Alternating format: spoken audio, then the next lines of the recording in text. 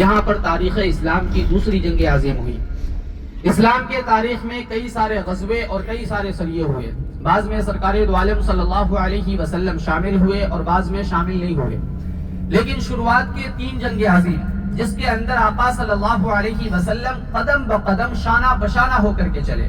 سب سے پہلی جنگ عظیم ہوئی غزوہ بدر سن 2 ہجری کے اندر، اس کے بعد ہوا غزوہ احد سن 3 ہجری کے اندر، اس کے بعد ہوا غزوہ خندق سن 5 ہجری کے اندر۔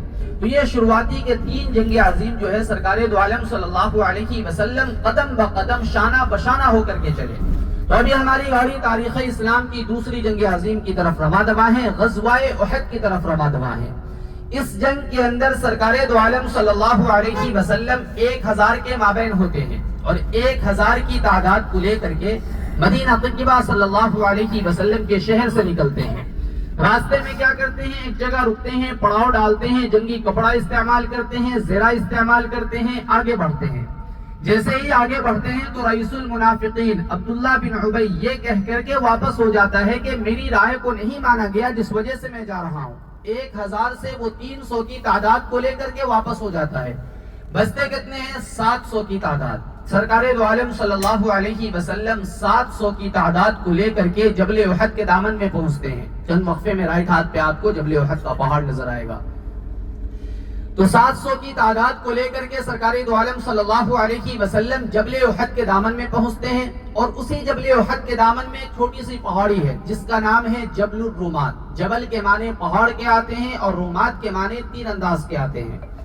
سرکار دو عالم صلی اللہ علیہ وسلم 700 کی تعداد کو لے کر کے جبل احد کے دامن میں پہنچتے ہیں۔ وہاں سے جو ہے 50 تیر انداز صحابہ کو جبل الرومات کے اوپر کھڑا کرتے ہیں اور حکم دیتے ہیں کہ جنگ کی کامیابی ہو ناکامی ہو، فتح ہو شکست ہو، اوپر سے کیا کرنا ہے؟ نیچے نہیں اترنا ہے۔ لیکن جیسے ہی ایک واردار میں مسلمانوں کی فتح نصیب ہوتی ہے، وہ جو 50 صحابہ کرام اوپر کھڑے ہوتے ہیں وہ کیا دیکھتے ہیں کہ نیچے مسلمان کیا کرنے لگے؟ مال غنیمت کو جمع کرنے لگے۔ وہ یہ سمجھتے ہیں کہ جنگ فتح ہو گئی ہے۔ وہ جیسے ہی کھسک کر کے نیچے آتے ہیں مال غنیمت کی طرف، تو ایک طرف سے وار خالد بن ولید کا ہوتا ہے اور دوسری طرف سے وار اکرمہ بن ابو جہل کا ہوتا ہے، اور انہی کے زد میں 70 صحابہ کرام کیا ہوتے ہیں؟ شہید ہوتے ہیں۔ اس جنگ کے اندر سرکار دو عالم صلی اللہ علیہ وسلم خود بھی کیا ہوتے ہیں؟ زخمی ہوتے ہیں۔ آپ کے دندان مبارک بھی شہید ہوتے ہیں، آپ کے مقدس پیشانی سے بھی خون آتا ہے۔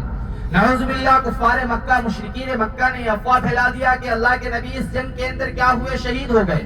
جو صحابہ کرام مدینہ کے اندر موجود تھے وہ مدینہ کو خیر آباد کہا اور کہا کہ جب اللہ کے نبی اس دنیا میں نہ رہیں تو میرا رہنا کسی کام کا نہیں ہے، جنگ جہاد کریں گے، شہید ہو جائیں گے۔ لیکن خبر ملتی ہے نہیں، سرکار دو عالم صلی اللہ علیہ وسلم اس جنگ کے اندر شہید نہیں ہوئے، اس جنگ کے اندر سرکار دو عالم صلی اللہ علیہ وسلم زخمی ہوئے ہیں۔